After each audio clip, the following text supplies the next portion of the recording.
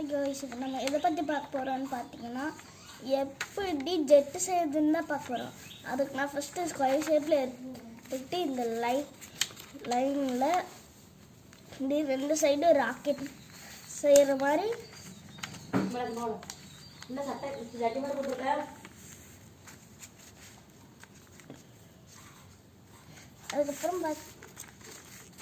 அதுக்கப்புறம்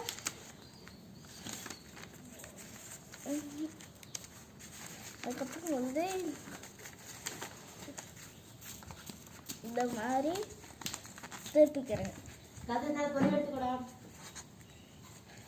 அடுத்து இப்படி திருப்பிக்கிட்டு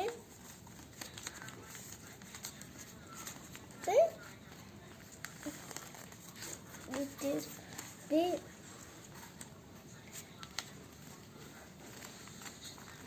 இப்படி பண்ணால்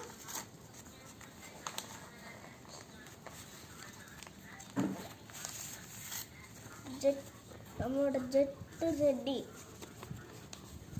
நெக்ஸ்ட் இப்படி சுண்டு இதை பண்ணி விட்டோன்னா நம்மளோட ஜெட்டு ரெடி. தேங்க்யூ.